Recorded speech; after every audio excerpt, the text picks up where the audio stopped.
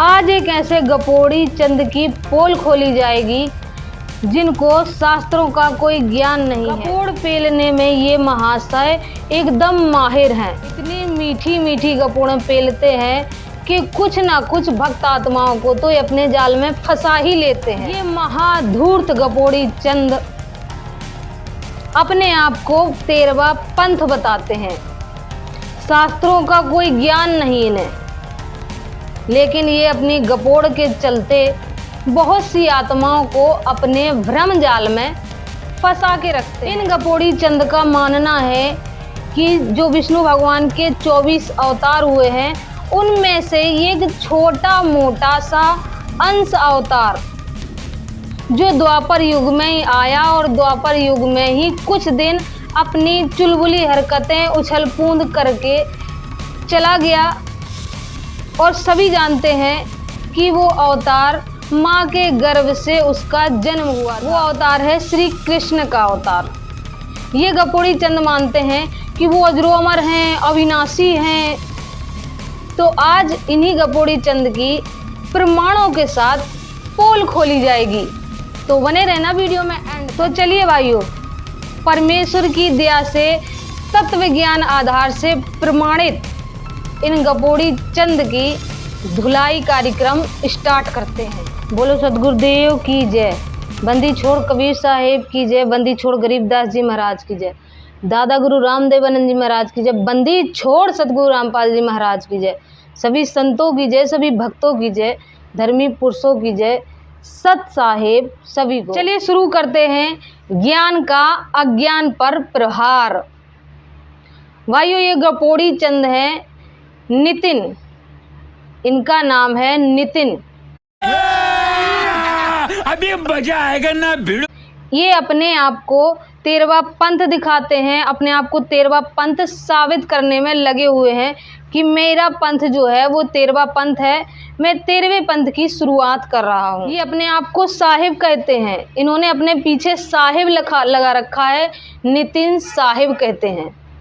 आपको बता दें कि इन गपोड़ी चंद के पास कोई भी ज्ञान नहीं है, ये उआबाई बकते हैं। बहुत सारे यूट्यूब चैनलों पर इनकी पोल पहले ही खोल दी गई है, ऐसे न्यूज़ चैनल पर भी इनकी पोल खोल के रख दी गई है एक एक तथ्य और प्रमाणों के साथ। चलिए थोड़ा सा इनके ज्ञान के नॉलेज के बारे में बताते हैं आपको। ये कहते हैं कि जो मंत्रों का जाप करना है वो 52 अक्षर में नहीं है, वो 52 अक्षर में नहीं है जिससे आपकी मुक्ति होगी। लेकिन जब इन नाम दीक्षा देते हैं तो कहते हैं कि नहीं, मंत्र तो 52 अक्षर के ही जाप करने पड़ेंगे। प्रथम नाम दीक्षा तो हमारे यहाँ भी 52 अक्षरों में ही दी जाती है। मतलब इनका सर कहाँ है और पैर कहाँ है इनको खुद ही समझ में नहीं आता है। ये बिना सर पैर की बात करते हैं।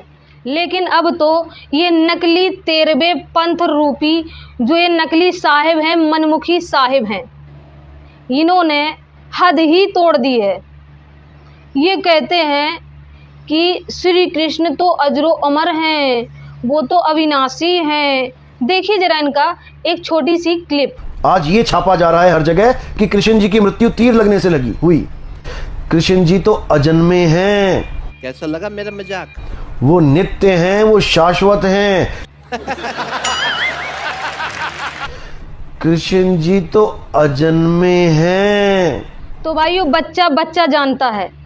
आज छोटे से भी बच्चे से आप पूछ लीजिएगा कि श्री कृष्ण के माता पिता कौन हैं, उनका जन्म कैसे हुआ था, तो एक छोटा सा बच्चा ही आपको बता देगा कि श्री कृष्ण के माता पिता कौन हैं। खाली इन्हीं महाशय को नहीं पता है कि श्री कृष्ण का जन्म कैसे हुआ। तभी तो ये ज्ञानी महाशय नकली साहिब श्री कृष्ण को अजरो अमर और अविनाशी कहते हैं, प्रकट होने वाला कहते हैं। जबकि सारी दुनिया जानती है कि श्री कृष्ण का जो है जन्म किस तरीके से हुआ था, गर्भ के द्वारा हुआ था। हम यूं ही नहीं कहेंगे, हम आपको प्रमाण देंगे शास्त्रों से, जिसमें स्वयं श्री हरि विष्णु जी आपको बताएंगे कि उनका जो अंश अवतार श्री कृष्ण वाला है वो किस तरीके से उनका जन्म हुआ। तो चलिए देखते हैं एक प्रमाण।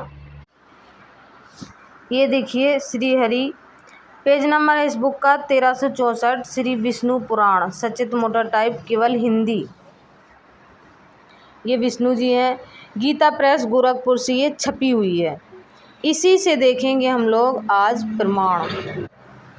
तो देखिए यहाँ पर ये विष्णु जी अपने श्री कृष्ण जन्म वाला जो अवतार है उसके बारे में बता रहे हैं कि वो किस तरीके से इस पृथ्वी लोक पर आएंगे।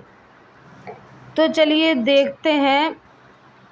ये है 5वां अंश और अध्याय नंबर 1 और पेज नंबर है 221।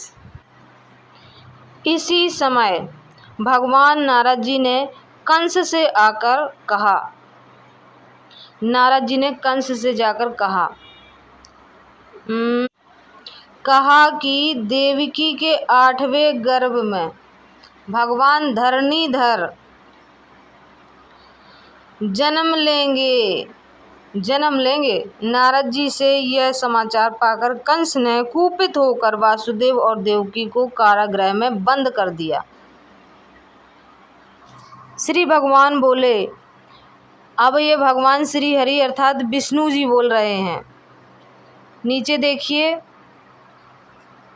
तदंतर हे शुभे देवकी के 8वें गर्भ में स्थित होऊंगा। स्पष्ट हो गया कि गर्भ में स्थित होंगे, गर्भ में से आएंगे। ये देखिए स्वयं श्री हरि अर्थात विष्णु जी बोल रहे हैं यहाँ पर। अब देखिए पेज नंबर, ये देखिए 222। श्री कृष्ण अष्टमी को रात्रि के समय में जन्म लूंगा। कृष्ण जी तो अजन्मे हैं। जन्म लूंगा, देख लीजिए, ध्यान से देख लीजिए नितिन जी, जन्म लेंगे फर्जी साहेब। अब देखिए दूसरा अध्याय, भगवान का गर्भ प्रवेश तथा देवगण द्वारा देवकी की स्तुति। इस प्रकार 7वें गर्भ के रोहिणी के उदर में पहुंच जाने पर श्री हरि ने तीनों लोकों का उद्धार करने की इच्छा से देवकी के गर्भ में प्रवेश किया। नितिन फर्जी साहेब ध्यान पूर्वक देख लो कि गर्भ में प्रवेश किया, देवकी के गर्भ में। कृष्ण जी तो अजन्मे हैं, वो नित्य हैं, वो शाश्वत हैं। कौन है ये लोग, कहां से आते हैं?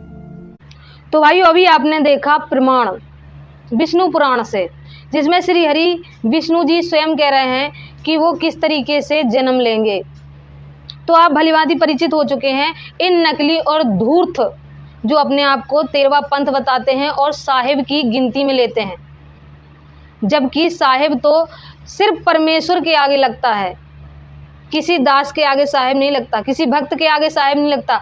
जगत गुरु तत्वदर्शी संत रामपाल जी महाराज परम संत हैं, एकमात्र विश्व विजेता संत हैं, एकमात्र तत्वदर्शी संत हैं।